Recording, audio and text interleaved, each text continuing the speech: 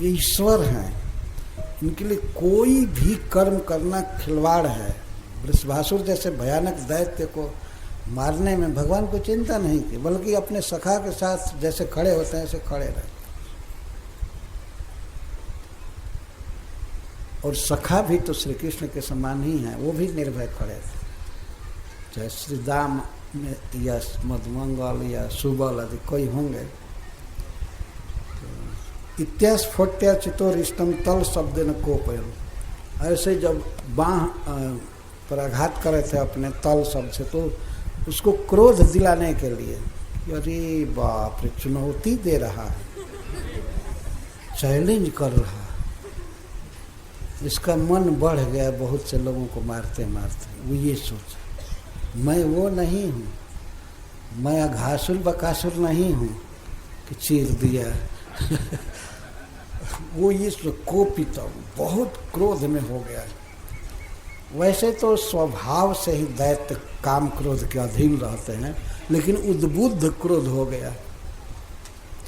क्रोध है उसमें जो था वर्तमान, वो जग गया। कृष्ण के खास करके निर्भयता ताल ठोकने से और सखा के कंधे पर हाथ दे करके निश्चिंत खड़े होने से। इति सख्यु अंशे भुजा भोगम प्रसार्ज अवस्थित। भुजा भोग, भोग कहते हैं सर्प के शरीर को। भगवान श्री कृष्ण की भुजा के उपमा हमेशा सर्प के देह से दी गई है। सर्प का शरीर बिल्कुल गोला होता है, वर्तुल होता है और चिकना होता है। इस तरह से श्री कृष्ण की बाहें हैं। और यह कहा जाता है कि श्री कृष्ण के बाह का, अंगुलियों का और सबका जो दर्शन कर लेते हैं, खास करके ब्रज युवतियाँ, तो उतना विष चढ़ता है कि कोई भयानक विषधर सांप का विष नहीं चढ़ पाता। दर्शन करते ही विष चढ़ जाता है। विष चढ़ जाता है, इसका मतलब क्या है कि कामना होती है कि इसी भुजा में मैं आऊं, कृष्ण हमारा स्पर्श करे, हमारा लिंगन करे, हमको गलवाही दे। ये लालसा का उदय होता है। इसलिए भी वैष्णव आचार्य भी श्री कृष्ण के बाह की तुलना सर्प से करते हैं। वेद स्तुति में ये कहा गया है कि श्रुतियाँ आपके भोगी भुजा का चिंतन करके आप पर लट्टू हो जाती हैं। तो भगवान के बाह की उपमा सर्प से देना, ये कहाँ तक जुक्ति संगत है। ये जो आगे का बाह अंगुलियां भी, ये फण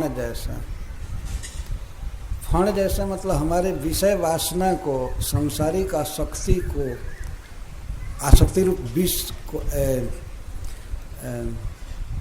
आसक्ति रूप विष नहीं, उस आसक्ति को वो समाप्त कर देता है भगवान का बाण।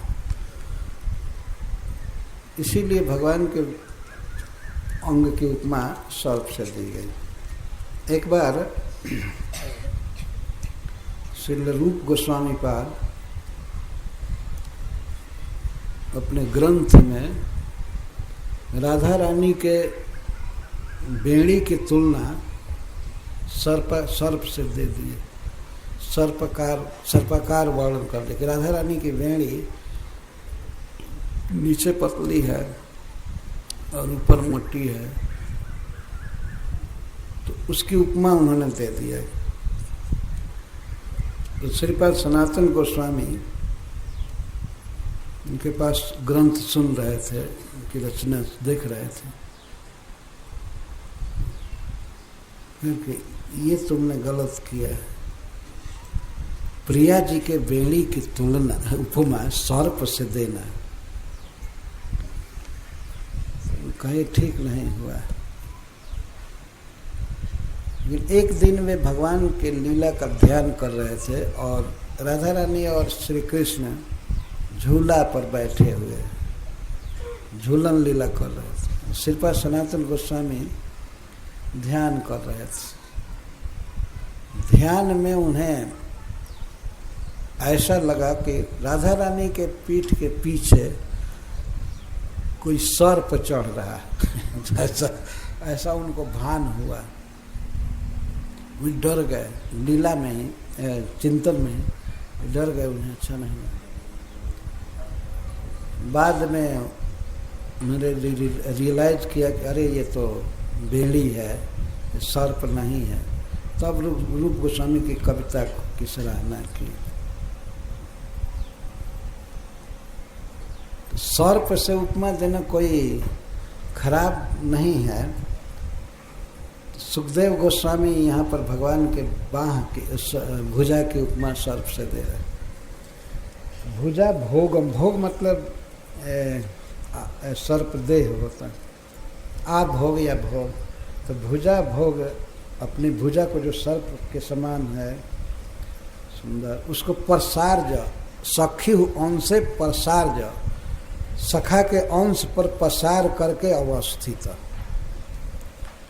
तो कोई व्यक्ति के पास खतरनाक असुर आएगा या कोई विपत्ति आएगी तो हाथ और फैला करके खड़ा होगा सखा के साथ। जब हाथ में कोई डंडा वंडा लेगा साढ़ के लिए, चाहे हाथ कोई अस्त्र, कोई ढेला, कोई पत्थर कुछ लेगा ना, लेकिन ये तो अपनी निर्भयता व्यक्त कर रहे थे, अवस्थित हो गए। सो अपि एवं कोपितः, वह भी अब पूरा पूरा क्रोध में हो गया। कोपितः, श्री कृष्ण कोपित कर रहे थे अपनी निर्भयता दिखाकर। स अपि एवं कोपितः स अरिष्टः अपि क्रुद्धः, से कोपित कर ही दिया गया। और कई श्लोकों का अन्वय एक में है। स अरिष्ट खुरेण अवनिम उल्लिखन कृष्णम उपाद्रवत उपसमीपे आद्रवत। अग्रन्यस्त विषाणाग्रह स्तब्धा श्रीलोचनोच्युतम कटाक्षिप्या द्रवत्पूर्णम इंद्रमुक्तो सनिर्जथा।